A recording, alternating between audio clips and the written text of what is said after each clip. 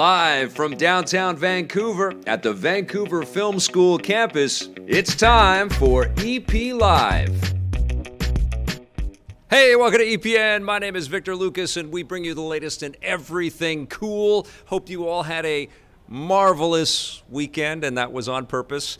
Yes, there was a lot of Marvel news. We're going to get into that in just a second here. We're also going to be taking a look at Marvel Ultimate Alliance 3 because I played the hell out of that game, and I've got a review for you. And today on the show, we've got an incredible guest. Chris Van Dyke is in the house with me to talk about working on special effects and visual effects across a myriad of different projects. Most recently, I think that we're all excited about is Stranger Things 3. So he'll have some good things to talk about with that when he gets up on stage with me. But of course, you know, we've got a rundown to get to. And today it's going out to Purveyor of Loops, who says, I love this channel. I wish I would have found your content long ago. The way you describe your experience with all things cool just seems to resonate with me. Thank you for all the work that you do. Thank you so much. That's so kind. Purveyor of Loops, this rundown is all yours. All right, now you may have heard that Comic-Con happened over the weekend, and no surprise, Marvel had the biggest news. During a massive presentation at Comic-Con's Hall H, Marvel unmasked the upcoming films and TV shows that are all part of their Phase 4 cinematic lineup. It starts with the Black Widow movie, which comes out in May 2020, followed by The Falcon and the Winter Soldier on Disney Plus in the fall. The Eternals movie, starring Angelina Jolie, also lands in November 2020, with the Kung Fu-centric Shang-Chi as the legend, Shang-Chi and the Legend of the Ten Rings, starring Canadian actor Simu Liu, hitting in February 2021. The new Doctor Strange movie hits in May 2021, and WandaVision and Loki hitting Disney Plus in spring 2021, and two other shows, What If and Hawkeye, later that year. The electrifying Thor, Love and Thunder with Natalie Portman returning hits in November 2021. Finally, Marvel revealed that Oscar winner, Mahershala. Yeah, Mahershala Ali is playing a new Blade, and they also confirmed that they're working on a new X-Men and Fantastic Four movies, but don't have release windows for those yet. So that was Marvel dropping the giant atom bomb at E3. There were so many huge announcements. What? Oh, at Comic-Con, sorry. I get the cons all mixed up. That was Marvel dropping the atom bomb at Comic-Con. And there were so many big announcements. Any one of them is massive, but all combined, it was just like poof, poof, poof. I think the movie that excites me the most is probably Blade. I love the original Blade with Wesley Snipes. I have to tell you that I'm a little bit bummed that Wesley, at least as far as we know, isn't a part of the new Blade. But Mahershala Ali is an incredible actor, and it sounds like he put the deal together. It sounds like he reached out to Kevin Feige and says, I want to be Blade. After he won his second Academy Award, that was one of the first phone calls that he made. He reached out to Marvel and said, I want to be in the Marvel Universe. And what do you say to a two-time Oscar winner who loves Blade? You say, yeah, let's do it.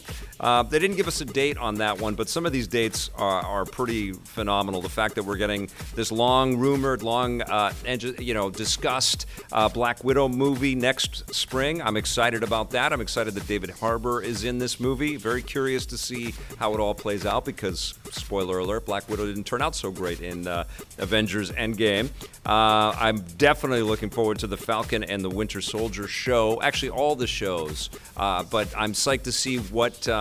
I've always liked that repartee and that rapport that those two actors have in the Marvel movies, so I'm very psyched to see them carry it forward. And it was really clear that Disney and Marvel are making no distinction between their television properties and their movie properties now. I mean, they just sort of float from one to the other. Even the What If animated show is going to have all of the cinematic universe actors voicing the characters and coming back to reprise their roles, and they're going to be doing all kinds of mixes and matches there, presumably playing a little bit with the multiverse, which they're also hinting at is going to be, it's in the title of the Doctor Strange movie, so that's going to be a big part of the Marvel Marvel universe in general going forward.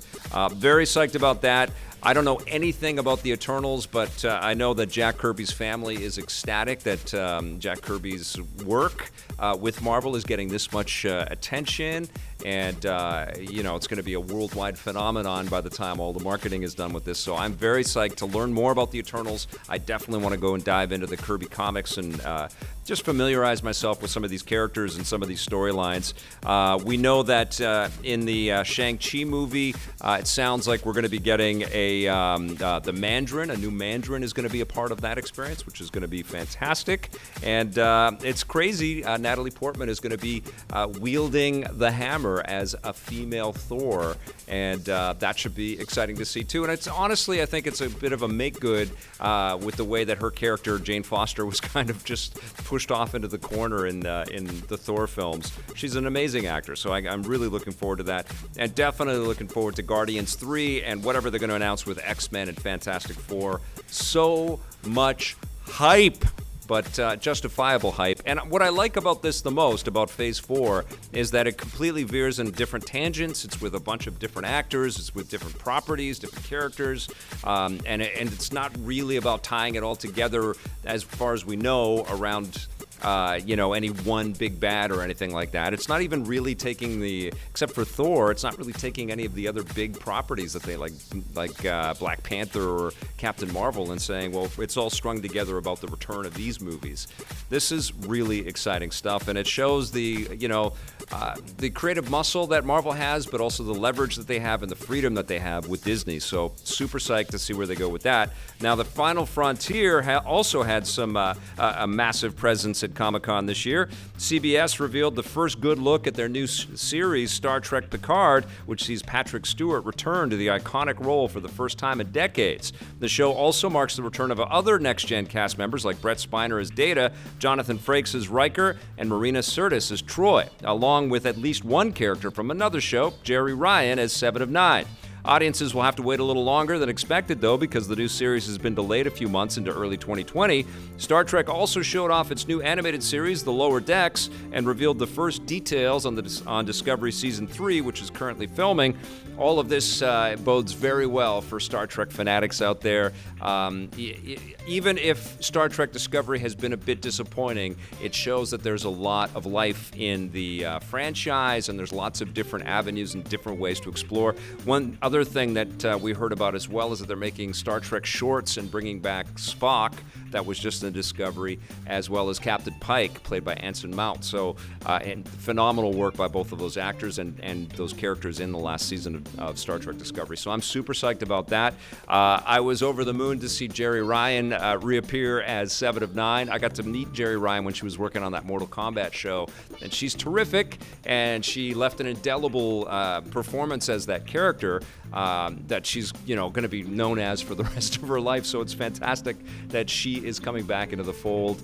Picard just looks so damn cool, and one of the things that I really like about it too is that it yes, it taps into nostalgia, and yes, it sort of is kind of comfort food in the sci-fi world, but it also shows that these characters can grow old and they still have some relevance, and they still have some cachet in these big fictional properties. So I'm super psyched that this is all coming together. I hope the shows are awesome. I have been a fan of Star Trek Discovery, and I know a lot of people that are maybe more diehard, like Blake is shaking his head right now, not the biggest fans of that show, but I really appreciate the creative choices and everybody's performances in that show. God, it's such a well-made show. Give me that at least, Blake. I know you're not a fan, but it's really well made. Okay, well acted, not well written, Blake's yelling out. Okay, now horror fans at Comic-Con found out that they're getting not one, but two new Halloween movies. Universal has announced that the upcoming sequel to last year's Halloween reboot will actually be two films, called Halloween Kills, due out in 2020, and Halloween Ends, due out in 2021. Right, it's going to end. Jamie Lee Curtis will be back alongside director David Gordon Green, although it's unclear how much we'll be seeing of franchise villain Michael Michael Myers. We do know that both movies will be shot back-to-back, and Universal is hoping that they'll be just as successful as the last one, which earned a killer $250 million worldwide. I really liked that last Halloween movie. That was a lot of fun. Jamie Lee Curtis is phenomenal, and she was packing heat and was completely believable in that last Halloween flick. She just looked like she would take out anybody, let alone Michael Myers. And there was just a really creative, loving tip of the hat to the classic 70s work, you know? Really, really good film. So hopefully, and it sounds like David Gordon Green, who directed the last one, knew what he was doing, knew what they wanted to do in terms of mood and aesthetics, and they hit their marks. I think they had John Carpenter's music in that as well, right? Yeah, which was terrific. It was really an unexpected pleasure. It wasn't just a cash-in. It was a great homage. And so hopefully that's how these next two movies turn out. But I'm expecting some good things here.